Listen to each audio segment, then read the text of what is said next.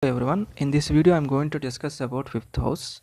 Fifth house is generally represent your children, means that whether you will enjoy good children or not, how what about their future, whether it will be good or not, whether they will be successful in their life or not.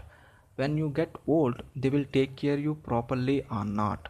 That is also very important. So all the things which represents children are indicated by fifth house.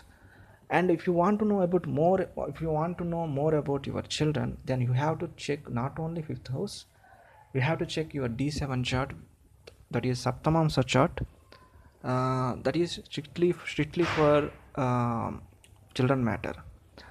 And fifth from the fifth house is ninth house, that also you need to check. And fifth house is represent your love life, whether you will enjoy good love life or not, which represented by fifth house. Fifth house represent romance and love and affection after marriage, whether you will enjoy good love and affection from through your partner or not, represented by fifth house. Fifth house represents your uncompulsory education, especially master degrees. If you are doing a master degree and just for your sake of interest, or else just for to get more income for your job, then it is represented by fifth house. Hmm? Because as like K.N. Rao said, fourth house is compulsory education and fifth house is uncompulsory education. So all uncompulsory education which you are doing uh, just for your interest, not for sustain in this life, that is represented by fifth house. Sometimes to sustain also, not for sustain, sometimes to get more income, when you for more income, to earn more income when you do a master degree, then also it is fifth house. And fifth house represent your mindset, means that what is your interest, what is your hobbies, uh, how you react to any things.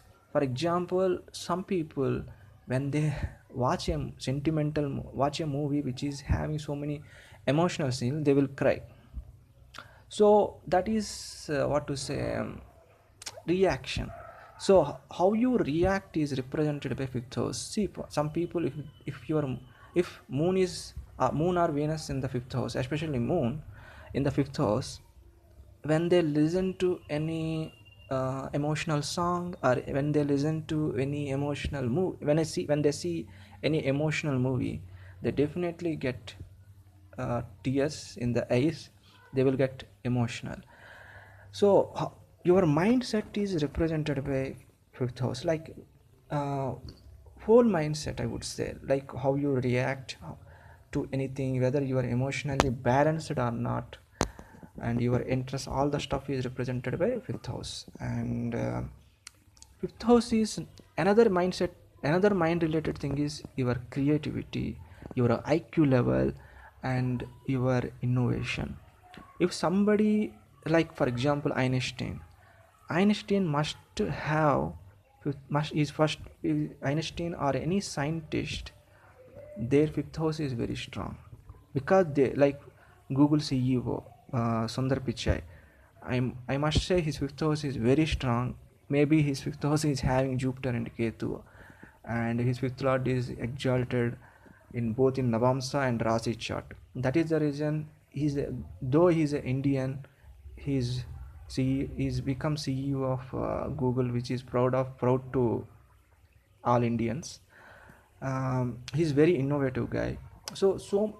All scientists, all film directors who are like Ash Chopra, who are like Shankar or Mani Ratnam, Manoj Knight Shyamalan, uh, all these people having more creativity. So these people's fifth house is very strong. Okay, so film industry especially, film industry people, especially film directors, writers, actors uh, who act with creativity, like Nana Patekar, Nashiruddin Shah, These people fifth house is very strong. I repeat, scientists, writers, and uh, any people who are into film industry who produce many creativity stuff, their fifth house must be strong.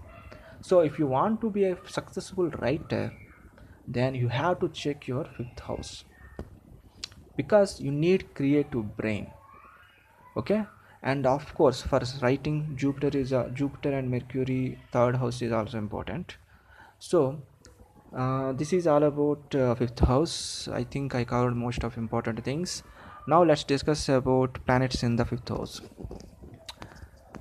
Jupiter and Ketu, if they are in fifth house and in a friendly sign, or sometimes in enemy sign also, sometimes only, then it is a very good placement. So Jupiter and Ketu also will give good results in the fifth house. I will explain why. Fifth house is a dharma house. Fifth house is house of creativity. Fifth house is your pura punya sthan. Ketu is related to past life deeds, which is kind of unknown things. That is the reason fifth house Ketu is good according to me. I will explain in the another, because it will take a lot of time to explain how come Ketu in the fifth house is good. If Jupiter or Ketu are both Jupiter and Ketu placed in the fifth house, the chart is very nice. And most importantly, Jupiter. If Jupiter placed in the fifth house, it will blesses not only fifth house and also first house by its ninth aspect, and ninth house by its fifth aspect. It will blesses most important houses of important houses in your chart, because first, fifth, and ninth, especially first house, these three houses are trikona houses. Fifth and ninth houses are your purva punya, past life deeds. How much good deeds you did in past life, those will you will enjoy those stuff in this current life. So if your fifth house, ninth house is strongly placed, well placed, you are almost blessed. Even you are running through even you are running through a bad dasa, the bad things which produced by bad planet of bad dasa planet will somewhat reduces because of fifth and ninth houses blessings. So that is one point. Second point is, wherever Jupiter placed, then it will blesses that particular house, wherever it will aspect also. So if Jupiter in the fifth house or ninth house and first house, 159, these houses when Jupiter placed, the chart is very strong, I would say, because of course we need to see other stuff, but basically generally it will blesses most important houses. That I will do a separate video. I will explain in separate video, because it is just fifth house video. And if your Saturn and Mars, Saturn or Mars placed in the fifth house, is generally not good placement. It varies from one chart to one chart to another chart. If Saturn is for example, if you are Taurus ascendant, if you are Saturn in the fifth house, it is very good thing. It will delay your kids, but it will give you name and fame. So it will varies from one shot to another. If you are Cancer ascendant in Saturn in the fifth house, is not at all good. It will bring you little bit disturbances in your love life or marriage, because fifth house is love life, and little bit about marriage life also, because fifth house is house of romance. So after marriage you have to enjoy, you want to enjoy romance and love and affection through your partner. That will little bit disturbs actually when Saturn in the fifth house. And when Mars in the fifth house, though it will give you master degree in mathematics or any law, but it will sometimes it will disturbs your fifth house related matters. Generally it's not good not good placement. And Rahu also not good placement in fifth house. Most of the time it will give negative results, I would say. And rest planets are Mercury and Venus, I think. Mercury and Venus is generally fifth house is okay, not a bad placement. And Mercury in the fifth house, the person would be good at speech, and he would be uh, good teacher, or else the whatever he will say, people will understand easily. And Mercury in the fifth house generally they are good at mathematics, but not all cases. Some cases it depends upon the chart.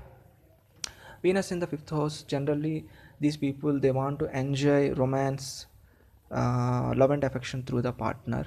They will get also. So this is all about fifth house. I think I covered everything. Yeah. If I didn't cover, do let me know in the comment section. Then I will reply. Uh, Thanks for watching the video.